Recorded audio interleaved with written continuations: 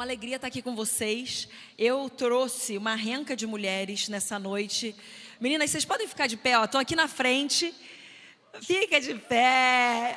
Karine, Dani, aqui a Bia, a Jaque e a Isa. Elas vieram comigo, né? Porque a gente nunca está sozinha. A gente está sempre revestido não, né? Mas acompanhado de pessoas junto, e a outra que estaria meio que junto, tá lá em casa olhando as crianças, porque o meu marido tem que estar agora num jantar recebendo um dos preletores do workshop de intercessão que nós estamos fazendo, e assim é a vida. Mas aí a Tainá tá lá em casa e ela é uma intercessora também. Eu adoro quando as mulheres ficam lá em casa olhando as crianças e eu vou ministrar, que elas ficam em intercessão. Então, às vezes, elas vão assim: Ju, eu já senti que tinha um negócio estranho, eu já entrei com óleo e comecei xarabacandereba. E não, baseado em fatos reais, tá bom? E é isso. Agora, já que eu estou falando de várias coisas, eu tenho duas coisas que eu quero mostrar, que eu chamo de meu terceiro filho e meu sétimo filho. Eu tenho 4 filhos de verdade, gente, calma, fica tranquilo. Mas é porque se você escreveu livros enquanto você tem filho pequeno, é quase um parto. Então, é por isso que eu considero esses meus livros, esse é o Nada Mais Importa, é a mensagem da minha vida sobre realmente viver no centro da vontade de Deus, porque nada mais importa além disso. E este é o Mulher Real, a primeira coisa que eu fiz direcionada a mulheres, cumprindo a sua missão, e é baseado em Esther 4:16, não 4:14 só não, meu amor, é 4:16. E se você não sabe, obrigada, querida, o que é Esther 4:16, eu vou te lembrar. Ela fala assim: se eu tiver que morrer, morrerei. Amém? É nisso que se baseia esse livro. Não importa o que custar, se eu tiver que morrer, morrerei, mas eu vou fazer aquilo que Deus me chama a fazer. E eu quero que isso seja também como um comissionamento para vocês nesse fim de conferência. Ouvi que no primeiro acorde de ontem já parecia que era o fechamento da conferência, inclusive, né? No início do louvor, o céu já estava aqui, já tinha baixado, descido. Então, glória, é verdade? Então, glória a Deus por isso. Eu quero, se você puder, abrir comigo em Ezequiel 22:30. A minha mensagem, que eu realmente senti que eu deveria trazer nessa noite, talvez ela não seja uma mensagem tão convencional para um fechamento de conferência, mas eu creio que é providencial para o tempo em que nós estamos. Eu sei que você tem acompanhado as notícias por aí, eu sei que você tem visto o que tem acontecido no Brasil e ao redor do mundo, e Deus, Ele não está sem saber o que está acontecendo ou sem saber o que fazer. Ele tem os seus planos, Ele vai colocar em prática, mas eu quero que você leia Ezequiel 22:30, para que nós entendamos qual que é a necessidade. Ezequiel 22:30 fala: procurei entre eles um homem que erguesse o muro e se colocasse na brecha diante de mim em favor da terra, para que eu não a destruísse, mas a ninguém encontrei. A minha mensagem hoje, ela se chama Na Brecha. Não com brecha, mas na brecha. Bastante diferente, amém? Mas também soube que a pastora Érica trouxe uma mensagem hoje de manhã que já alinhou todo mundo, né? Quem saiu aqui convencida pelo Espírito Santo a viver uma vida mais alinhada, glória a Deus. E essa passagem, quando eu estava lendo a Bíblia, ela me chamou muito a atenção. Porque Deus fala: procurei entre eles um homem que erguesse o muro e se colocasse na brecha diante de mim, em favor da terra, para que eu não a destruísse, porque afinal Deus é um Deus justo, então Ele tem que fazer aquilo que Ele promete que vai fazer, Ele tem que ser fiel à sua palavra, Ele tem que trazer justiça e alinhamento quando as coisas não estão alinhadas, Ele muitas vezes tem que trazer uma certa condenação ali para o povo, especialmente estou falando aqui no Velho Testamento, mas Ele fala: eu procurei alguém que erguesse um muro e que ficasse na brecha diante de mim em favor do povo, mas a ninguém encontrei. E Ele começou a ministrar muito o meu coração. Ele falou: Júnior, Eu quero que os meus filhos se posicionem na brecha em favor da terra, em favor de suas famílias, em favor de seus amados, em favor de suas igrejas, em favor da nação brasileira, em favor da igreja brasileira, em favor da igreja global, a igreja de Cristo. Mas eu estou à busca de alguém que se posicione na brecha. E se posicionar na brecha não é uma coisa tão simples. Vai acarretar muita coisa em nossas vidas, mas é um chamado que o próprio Deus tem para os seus filhos. O coração de Deus é um coração compassivo, que está à busca de alguém que responda à necessidade de haver alguém na brecha. Ou seja, é um chamado que nós podemos atender e responder, porque há uma necessidade de alguém posicionado na brecha. E Deus está com o seu coração compassivo falando, onde que eu vou encontrar alguém que vá atender esse chamado? Porque Deus, Ele não muda de ideia. Nós sabemos dessa afirmação. Mas ao mesmo tempo Ele muda de ideia. Nós também sabemos dessa afirmação. Qual que é o lugar que coloca Deus para mudar de ideia e aquilo que não se muda nunca? Então Deus não muda de ideia em relação às suas promessas, em relação àquilo que Ele liberou sobre o seu povo, porque toda a promessa para a igreja de Cristo, para o corpo do Senhor, tem a ver com o retorno de Jesus. Porque tinha a ver com a vinda do Messias e tem agora a ver com o retorno do Messias. Então é por isso que Ele nunca vai mudar nenhuma das promessas declaradas sobre a sua igreja. É por isso que nós podemos pegar a Bíblia e olhar as promessas e falar, essa promessa é para mim, essa promessa é para minha família, essa promessa é para a nossa igreja, porque tem a ver com o retorno de Cristo. E nunca vai mudar. Mas Deus, Ele anseia mudar a sua ideia, a sua mente, se tem a ver com uma condenação, um alinhamento difícil vindo sobre alguém. E essa coisa pode acontecer quando nós nos posicionamos na brecha, porque aí Ele continua fiel à sua palavra. Porque o que quer dizer? Ele vai ser justo, Ele tem que estabelecer a sua justiça. Mas Ele também fala que se um justo se posicionar na brecha e interceder, então por amor àquele justo, ele atende aquele chamado e não faz aquilo que deveria acontecer, mas muda porque alguém se posicionou na brecha em favor da terra. Então eu quero que Deus mude de ideia. Se for para que a oração de um justo cause algo, porque ela pode muito em seus efeitos, eu quero ser uma pessoa que pode se posicionar e falar, Deus, por causa da minha oração, por causa do meu fervor, por eu estar aqui na brecha, em favor desta causa, mude a sua ideia, Senhor. E aí Deus continua fiel à sua palavra e ainda continua justo. É a forma de Deus se manter completamente íntegro e ainda exercendo a sua compaixão, exercendo o seu cuidado, exercendo o seu amor, a sua bondade, alcançando aqueles que estão perdidos, aqueles que estão desalinhados, por causa de um justo. Será que eu estou falando com alguma justa aqui nesta noite? Deus está nos convocando como igreja a nos posicionarmos na brecha mais uma vez. Porque sem alguém posicionado, as trevas irão invadir. Sabe o que é se colocar na brecha? É se colocar no lugar vulnerável. Num lugar que podia sofrer um certo ataque, porque havia um rompimento daquele muro. Havia um buraco naquele muro. Então alguém entra naquela brecha e protege o ataque do inimigo de vir. Protege aquilo que deveria acontecer de ruim, porque talvez as pessoas de lá de dentro do muro não estivessem vivendo de uma forma consagrada, alinhada e adequada, correta, digna diante do Senhor.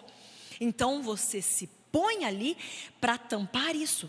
Mas eu digo para a igreja, não é apenas nós nos colocarmos para que as trevas não ataquem, é nós nos colocarmos para que haja misericórdia do Senhor também. Porque Ele é um Deus misericordioso. E Ele anseia exercer a sua misericórdia. Sabe, esses dias eu ensino, toda hora é a oportunidade de ensinar alguma coisa para os nossos filhos, né? E eu, como uma mãe de 4 crianças, o meu mais velho tem 9, depois o outro que é o Zac, tem 9, o Koa tem 8, o Beni tem 4 e a Kayla tem 2.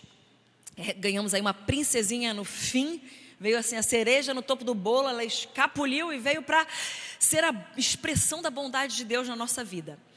E eu estava falando com o Zac, esses dias ele errou, ele desobedeceu numa coisa, eu falei, então depois que você terminar isso, você vai ter a sua consequência. E ele terminou, tal, fez, e eu tinha esquecido da consequência dele. Alguma mãe? Eu esqueci, daí ele voltou, ele falou, mamãe, quando que você vai me dar o meu peixe?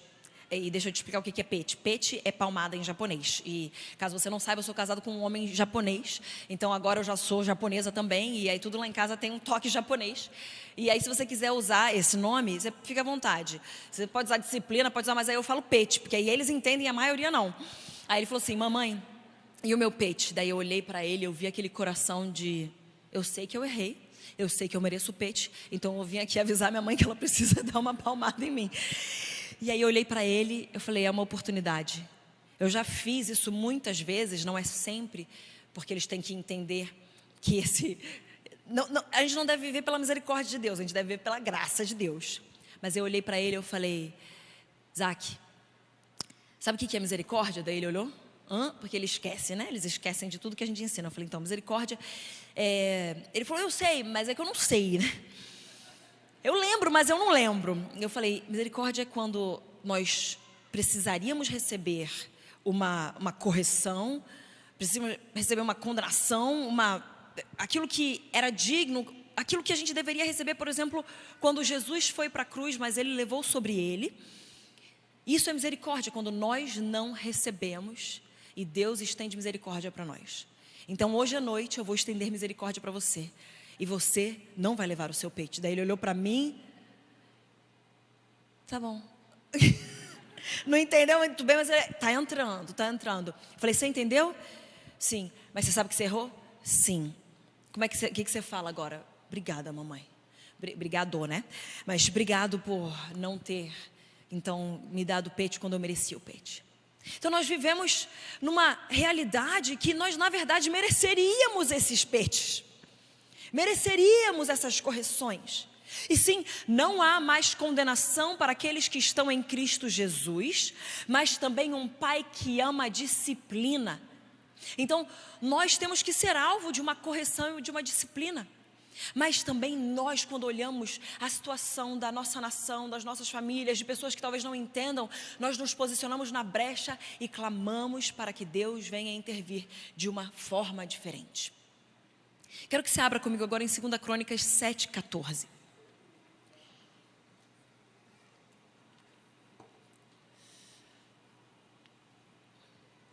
Segunda Crônicas 7:14.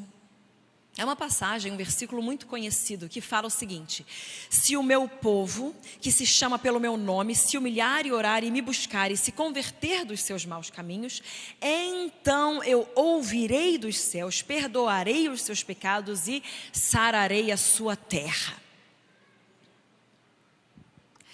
Agora Salmos 106:23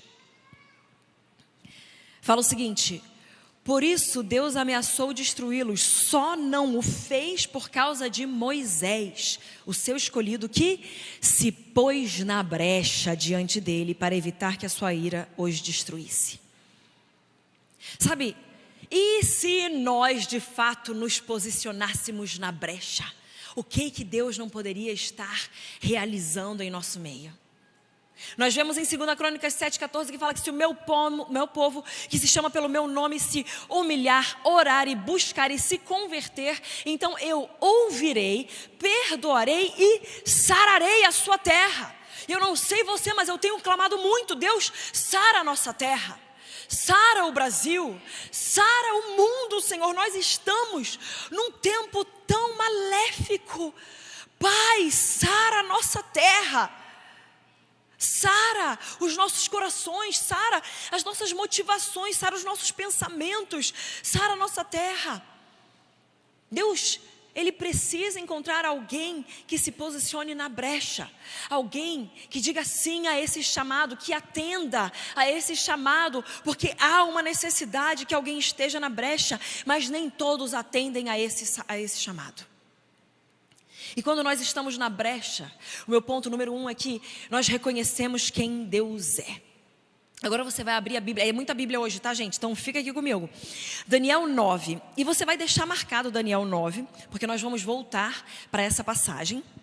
Daniel 9, versículo 3, fala o seguinte: voltei o rosto ao Senhor Deus para o buscar com oração e súplicas, com jejum, pano de saco e cinza. Orei ao Senhor meu Deus, confessei e disse: ah, Senhor, Deus grande e temível, que guardas a aliança e a misericórdia para com os que te amam e guardam os teus mandamentos. Sabe, quando nós nos posicionamos na brecha, nós entendemos que a salvação, a intervenção que acontece por estarmos na brecha não vem por causa de nós. Nós reconhecemos quem Ele é na brecha. Quando estamos na brecha, reconhecemos a majestade de Deus, reconhecemos a magnitude do Senhor, reconhecemos que só Ele é capaz, que só Ele pode.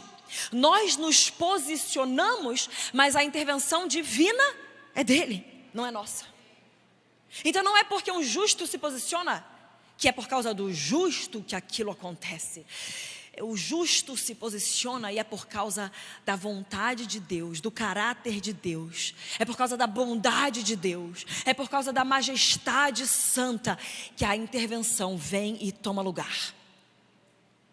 E Daniel, ele fala: ah, Senhor Deus grande e temível. Ele reconhece Deus antes de fazer as outras coisas, antes de pedir, ele reconhece que Deus é sobre tudo e todos. Ele é soberano, Ele é acima, Ele é o único capaz, porque ele volta o seu rosto ao Senhor, ele o busca em oração.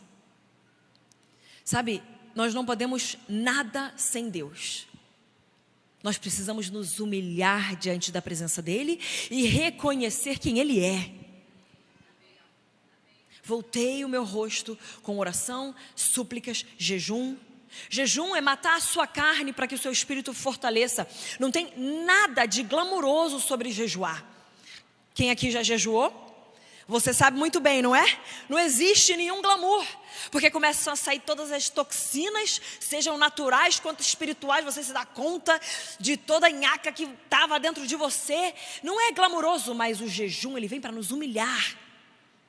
Ele vem para esmiuçar aquele nosso orgulho. Ele vem para enfraquecer a nossa carne, para que o nosso espírito então venha a ser sobrenaturalmente fortalecido.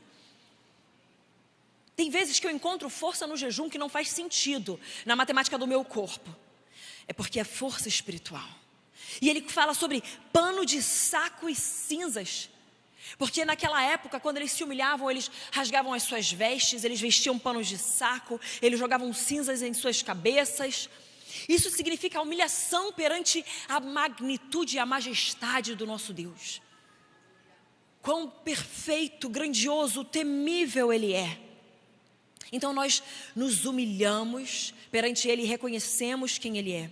Eu vou só citar Esdras 9:5, você pode anotar, depois você vai lá ler.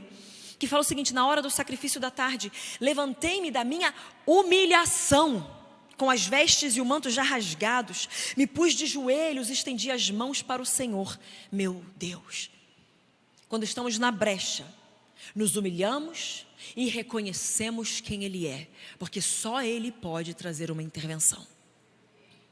Mas ao mesmo tempo, Ele somente trará a intervenção se o justo se posicionar na brecha. Eu acho muito linda todo esse paradoxo bíblico, que Deus não vai fazer se nós não fizermos a nossa parte, mas mesmo que nós façamos a nossa parte, se Ele não fizer aquilo que falta, nada adianta. Então nós temos que fazer a nossa parte. O milagre, ele é extremamente natural. Se você já viu algum milagre, você sabe que ele é muito natural. Mas aí tem a intervenção divina naquele milagre e ele fica completamente sobrenatural, porque nenhum ser humano nunca poderia ter realizado um milagre. Nenhum ser humano nunca poderia ter curado uma dor na coluna, curado uma perna quebrada, curado um câncer terminal. Somente Deus para fazer isso. Mas Ele pede que nós oremos, que nós emponhamos as mãos sobre os enfermos, para que o poder dele flua e as pessoas sejam curadas. Então existe a nossa parte, existe o nosso nos posicionarmos, para que Ele venha e intervenha. E Deus nos chama para isso, na temporada em que estamos. Não é algo somente desta temporada, mas eu sinto que nós como igreja, nós temos tantas coisas lindas acontecendo como igreja de Cristo e igreja brasileira, mas o que eu vejo é que nos últimos 10 anos, nós enfraquecemos a nossa intercessão pela nossa nação, a nossa intercessão em geral. Nós talvez tenhamos nos acostumado com o fato de que a corrupção no Brasil começou a ser eliminada, e aí nós demos um passo para trás e começamos a baixar as nossas guardas, e fomos vendo algumas vitórias acontecendo, e fomos vendo o Brasil progredindo. Só que quando nós saímos do lugar, o inimigo vem pior. Se nós desalocamos, se nós não ocupamos mais, o inimigo ocupa 7 vezes pior. Então o que eu vejo que temos vivido nos dias recentes é uma ocupação de território, porque a igreja perdeu o território de intercessão. E por isso que Deus nos chama mais uma vez a nos posicionarmos na brecha. E eu sei que o Senhor tem feito grandes coisas nesses últimos dias de conferência, mas você precisa fazer algo com tudo que você recebeu. E hoje é essa convocação para vocês. Quando nós estamos na brecha, nós reconhecemos que somos dele, temos um dono que rege a nossa trajetória. De acordo com 2 Crônicas 7,14, nós vemos que é se o meu povo, que se chama pelo meu nome. Existem povos por aí, que talvez tenham uma nacionalidade, tem um monte de traços, mas nós somos um povo que tem um dono. Nós somos um povo que tem um rei, um regente, uma pessoa que se chama Jesus Cristo, que nos direciona por ser o nosso cabeça. Então se o meu povo, que se chama pelo meu nome, se humilhar e orar, me buscar, se converter dos seus maus caminhos, então eu ouvirei, eu os perdoarei e sararei a sua terra. Significa que nós somos dele, então somente ele pode fazer algo. Na brecha nós reconhecemos quem ele é e a quem nós pertencemos. Reconhecemos, como eu disse, a sua majestade, o seu poder, somente ele é capaz. A segunda coisa é que na brecha nós tomamos sobre nós a responsabilidade. Eu quero que você vá para Lucas 23:34.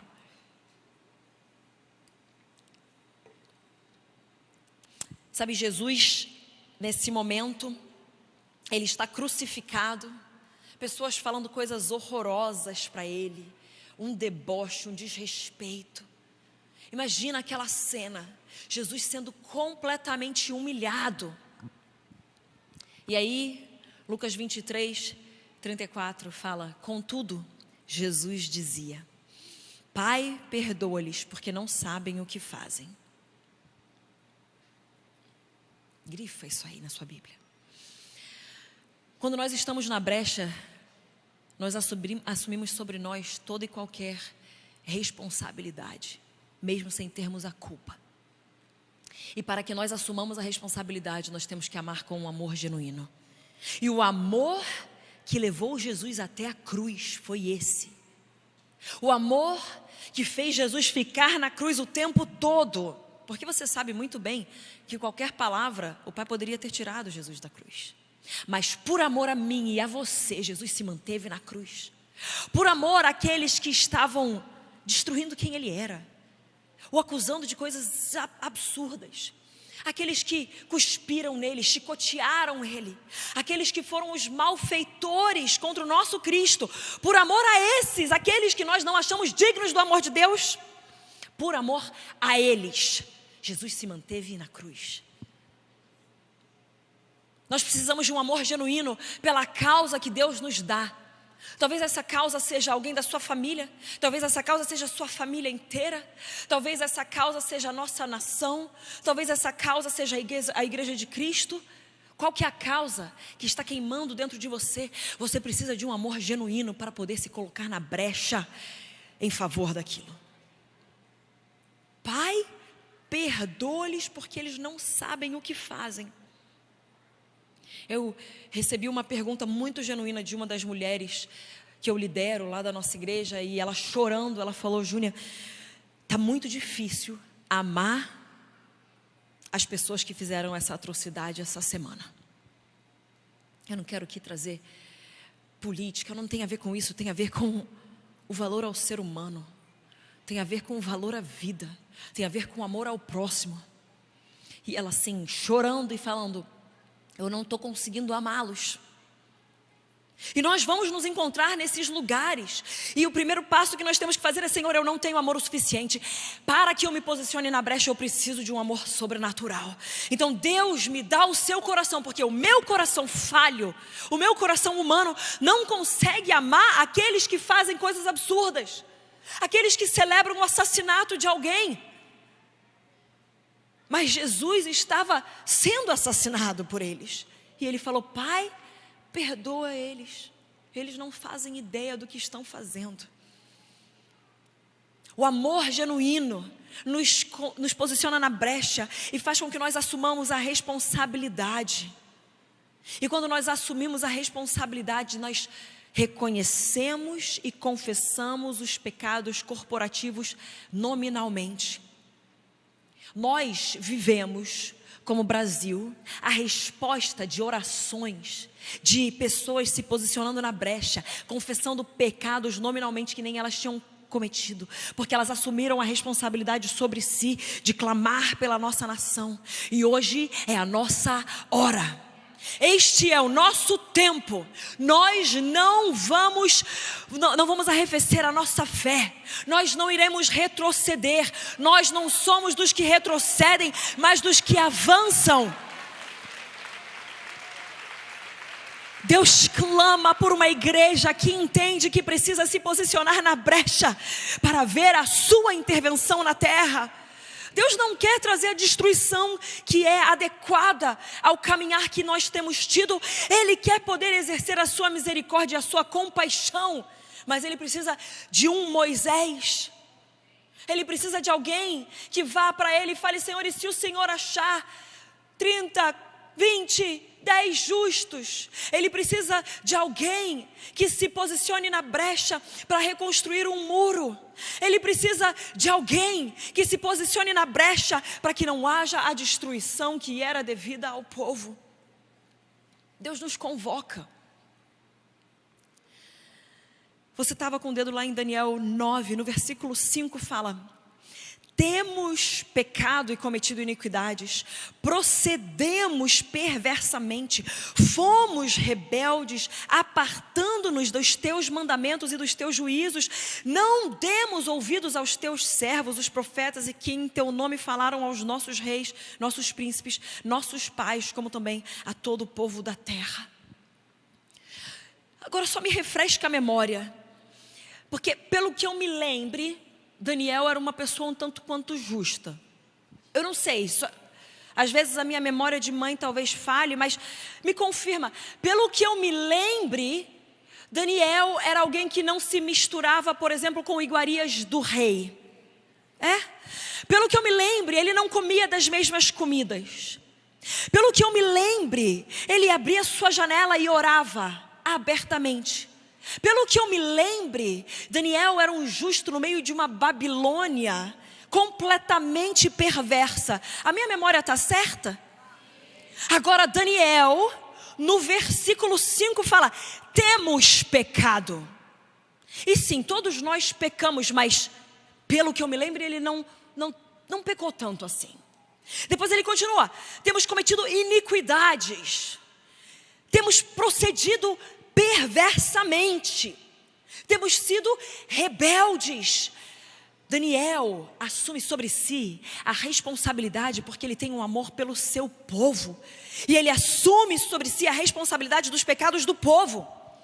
E para que nós vejamos uma intervenção divina, nós precisamos parar de justificar aquilo que está acontecendo, ou aquilo que nós não fizemos, Precisamos parar de ter medo de, por exemplo, entrar num momento de intercessão e confessar um pecado e falar, mas será que alguém vai achar que o pecado é meu? E se acharem?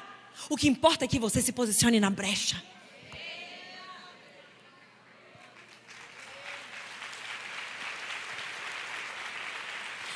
Porque é exatamente por causa do teu caminhar justo, do teu caminhar reto, do teu caminhar correto diante do Senhor, é que você pode se posicionar e pode falar, nós temos pecado contra ti, Senhor. Nós temos amado outros ídolos. Nós temos comido de outras iguarias de deuses. Nós temos sido idólatras. Nós temos agido perversamente. Nós não temos exercido amor ao próximo. Nós, como igreja de Cristo, temos pecado.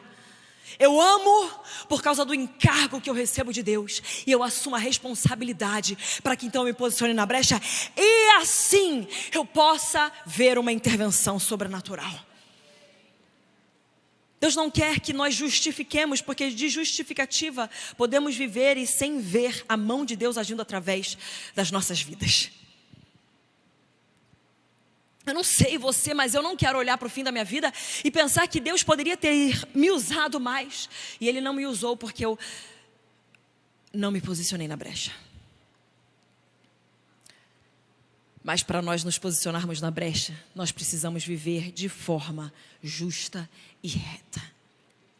E eu sei que já houve um alinhamento nessa manhã da forma como nós devemos proceder como cristãos, não é como crente, não é como evangélico, mas como filhos de Deus, como discípulos de Cristo e cristãos, pequenos cristos nessa terra, pequenas expressões de Jesus aqui nessa terra.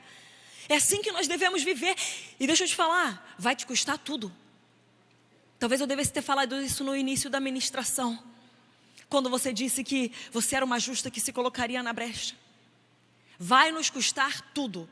Vai custar aquilo que você assiste, vai custar aquilo que você ouve, vai custar aquilo que você fala, vai custar com quem você anda, vai custar aquilo que você faz, vai custar aquilo que você pensa, vai custar onde você investe o seu tempo. Será que há alguém disposta e disponível para que Deus use, mesmo que te custe tudo? Mesmo que te custe talvez até a sua própria vida. E hoje, mais do que nunca, isso significa muito.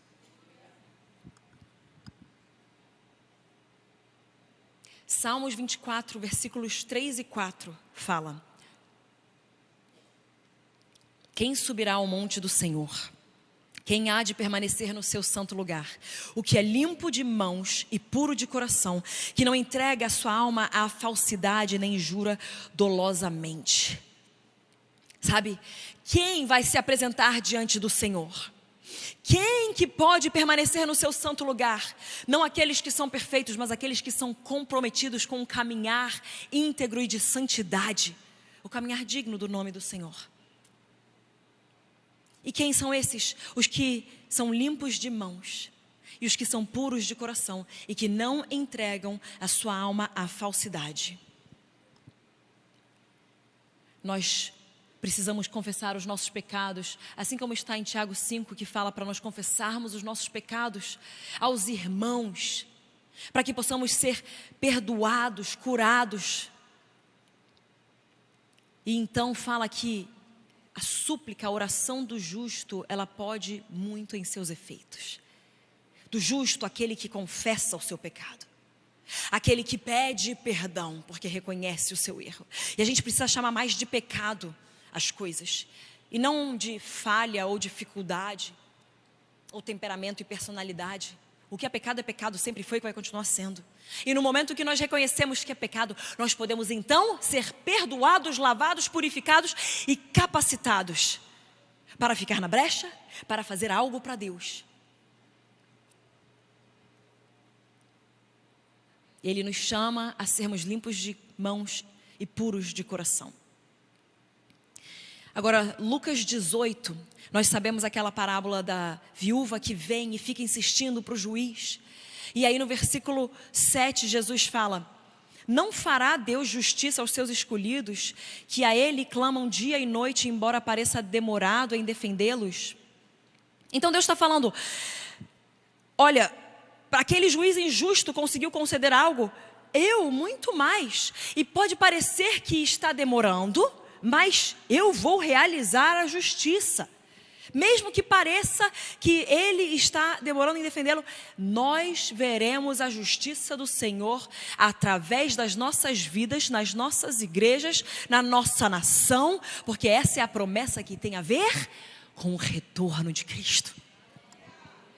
E aí depois ele fala: contudo, quando vier o Filho do Homem, achará porventura fé na terra? Na brecha, nós reconhecemos quem Ele é. Na brecha, nós tomamos sobre nós a responsabilidade. E quando nós tomamos sobre nós a responsabilidade, nós persistimos com fé. Porque o que essa mulher estava fazendo, Deus não estava querendo colocá-la como exemplo de alguém chato, pedindo e insistindo. Mas Ele estava colocando aquela viúva como alguém que tinha um exemplo de fé, que sabia que o juiz iria intervir na causa dela. Assim como nós sabemos que o justo juiz, o único justo, irá intervir na nossa causa. Para estarmos na brecha, assumindo a responsabilidade com amor genuíno, nós precisamos persistir com fé, porque vai parecer que vai demorar. Pode parecer que está demorando, mas Ele precisa que tenhamos fé, que não nos abalemos. Ele precisa que nós nos posicionemos para que Ele venha intervir na nossa nação. Uma justa, imagina todas estas. O que o Senhor não pode fazer na nossa nação, se nós nos posicionarmos de forma justa, reta, na brecha? Quando estamos na brecha, nós lembramos de suas promessas. De acordo com Lamentações 3:1, nós sabemos, trazemos à memória aquilo que nos traz esperança. Se Ele falou, Ele vai cumprir. Então, no meio da dificuldade, no meio do parecer que está demorando, nós nos lembramos de suas promessas e nós declaramos as suas promessas. Não para que Ele se lembre, mas para que nós nos lembremos mais uma vez. Porque se Ele prometeu, Ele irá cumprir. Quando nós declaramos as promessas de Deus, as nossas vistas são clareadas. Sabe, se nós estamos indo para algum lugar, mas o destino final fica um tanto quanto nevoado, fica um pouco nebuloso, nós não conseguimos enxergar direito, nós não sabemos para onde ir. Quem aqui já dirigiu quando a névoa baixa e você não consegue enxergar 2, 3 metros à frente do seu carro? Agora, no momento que nós nos lembramos de suas palavras e suas promessas e declaramos, é como se essa névoa e nós lembramos, é para lá que estamos indo. Agora eu sei, agora eu me lembro, agora eu renovo a minha esperança, eu trago à memória aquilo que me traz esperança. Se Ele fez uma vez, Ele fará de novo. Eu continuo olhando para o alvo, eu continuo olhando para as promessas, porque se Ele cumpriu vindo, Ele cumprirá voltando.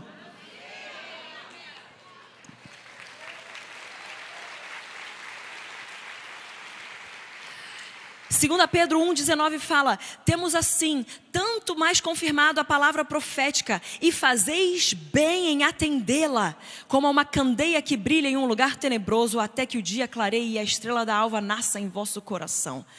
Isso aqui tem várias aplicações, mas o que eu quero focar é que a palavra profética é bom que nós atendamos. E o que é uma palavra profética? A palavra profética é a promessa de Deus para nós. E fazemos bem quando atendemos a essa palavra. Fazemos bem quando nos lembramos de suas promessas, porque nos lembramos para onde estamos indo. E ela vem como uma candeia que brilha em lugar tenebroso. Quanto mais trevas, mais a igreja precisa se posicionar e brilhar a luz. Quanto mais trevas, mais a luz brilhará.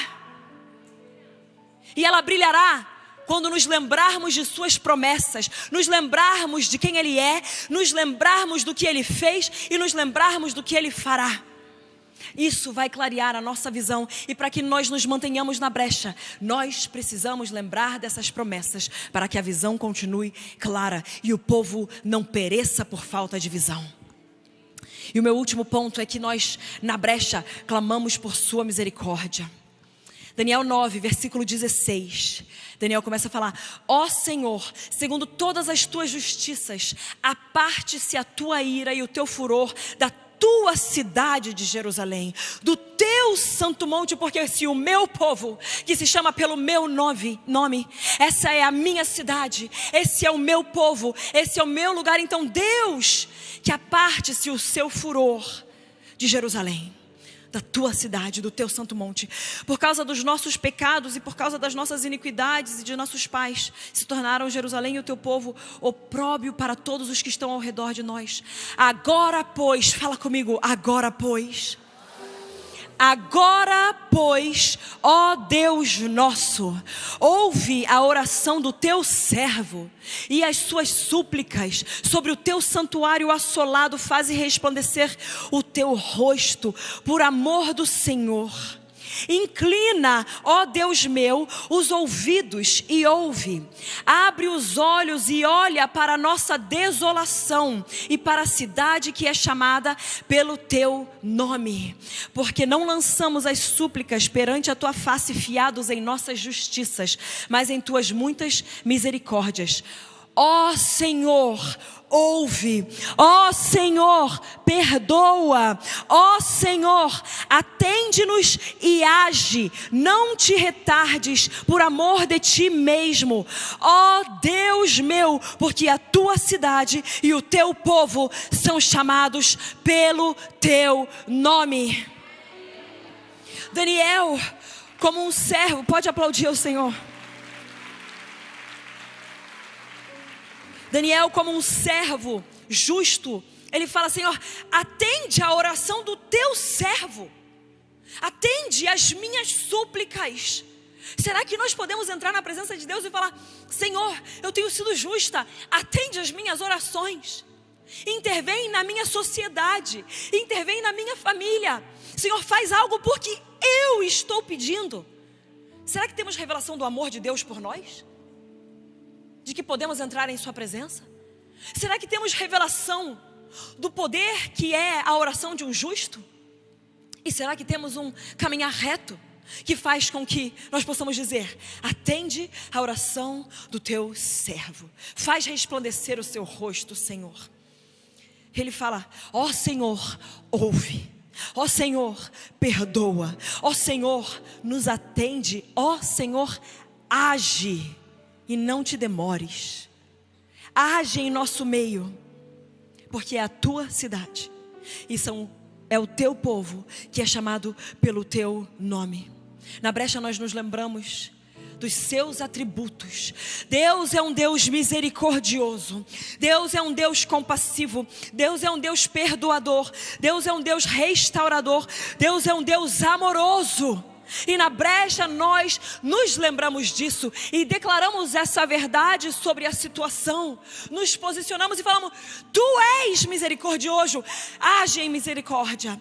Tu és bondoso, age em benignidade. Tu és compassivo, age com compaixão. Tu és perdoador, age com perdão. Tu és, Senhor, restaurador, age com restauração. Nós clamamos a realidade de quem Ele é. Na brecha nós clamamos pela igreja, nós clamamos pela unidade de João 17, 21.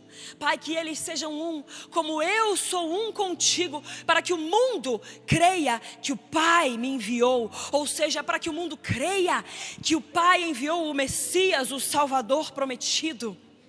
A unidade da igreja prega, aí na brecha nós clamamos por essa unidade, porque através da unidade da igreja pregamos o Cristo ressurreto.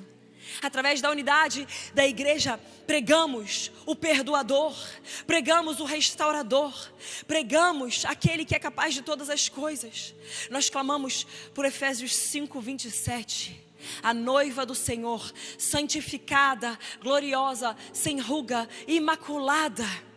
Na brecha nós clamamos pela igreja, porque seja qualquer que for a causa que Deus colocou no seu coração, a principal é pela igreja, porque quando nós clamamos pela igreja, nós estamos preparando o caminho para que Ele volte, porque uma igreja revestida é uma igreja que prega, é uma igreja que traz os sinais e maravilhas e as pessoas creem. Uma igreja revestida de poder é uma igreja que manifesta as obras de Jesus. Uma igreja em unidade é uma igreja que prega o Salvador. Uma igreja sendo gloriosa, vitoriosa, apresentada a Ele, é o estágio final da purificação da noiva. Nós clamamos e agimos. Abacuque 2:1 fala o seguinte: por-me-ei na minha torre de vigia, colocar-me-ei sobre a fortaleza, e vigiarei para ver o que Deus me dirá, e que resposta eu terei à minha queixa. Quando nós estamos na brecha, não apenas intercedemos, mas agimos, porque nós esperamos, ouvimos o que Ele tem para falar e agimos em cima daquilo. Deus não quer, e por mais que isso soe agressivo, apenas uma igreja que ore. Ele quer uma igreja que ore e uma igreja que haja. Uma igreja que ore e uma igreja que atue. Atue nas obras que para nós já foram predestinadas e preparadas de antemão, para que caminhe nas obras que Ele já preparou para nós. Então nós clamamos para que Ele venha agir. Nós clamamos para que Ele venha realizar aquilo que Ele tem para realizar. Nós clamamos pelo reino de Deus. Nós fazemos a oração do Pai Nosso. E nós nos alinhamos a Cristo Jesus, o intercessor perfeito. O chamado para intercessão não é para aqueles que estão no ministério de intercessão. O chamado para intercessão, para estar na brecha, é para todos aqueles que nasceram de novo do Espírito. Para todos aqueles que foram alvo do ministério intercessório de Jesus. Você foi um alvo desse ministério? Fica de pé aqui então comigo e eu vou ler. Eu vou ler aqui 2 Coríntios 5:21. Aquele que não conheceu o pecado, o fez pecado por nós, para que nele fôssemos feitos justiça de Deus. Então sobre Jesus não foi o pecado que Ele cometeu, porque Ele nunca conheceu o pecado, mas foram os nossos pecados. E Ele, por amor a nós, assumiu a responsabilidade e se posicionou. E nós hoje atenderemos ao chamado de sermos como o nosso Cristo, de sermos como o nosso Messias, de sermos como Jesus de Nazaré. Aquele que foi feito pecado para que eu e você pudéssemos ter vida em abundância, acesso novamente ao Pai, sermos nascidos de novo e realizarmos as suas obras. Romanos 8:34 fala: aquele que está à destra de Deus e também intercede por nós. Ele é o nosso advogado. 1 João 2:1 fala: filhinhos meus, estas coisas vos escrevo para que não pequeis. Se todavia alguém pecar, temos um advogado junto ao Pai, Jesus Cristo o justo. O chamado para a intercessão é o chamado para todo aquele que crê. É chamado para todo aquele que é filho de Deus. É chamado para todo aquele que foi alcançado, como eu disse, pelo ministério intercessório de Jesus. E hoje o Senhor nos convoca a nos posicionarmos mais uma vez na brecha. Então se você puder orar comigo: Senhor Deus, mais forte, ora comigo, levanta as suas mãos. Senhor Deus, nesta noite eu reconheço que Tu és maior, que Tu és grandioso. Reconheço a Tua majestade e reconheço que temos pecado diante de Ti e diante dos homens.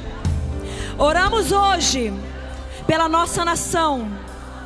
Confessamos os pecados nacionais de violência, de derramamento de sangue inocente, o pecado da corrupção. Confessamos, vamos com força, igreja, confessamos o pecado da injustiça, o pecado da idolatria, o pecado da negligência para com os pobres, os órfãos, os necessitados e os oprimidos. Agora levanta as suas mãos mais alto e clama: Senhor Deus, tem misericórdia de nós. Perdoa os nossos pecados, sara a nossa terra, converte o coração dos nossos líderes, dos nossos governantes, estabelece a Tua justiça, a Tua retidão nos portões da cidade e nas estruturas da nossa nação. Purifica, Senhor, a Tua igreja. Une, Senhor, a tua igreja. Enche-nos com o teu Santo Espírito.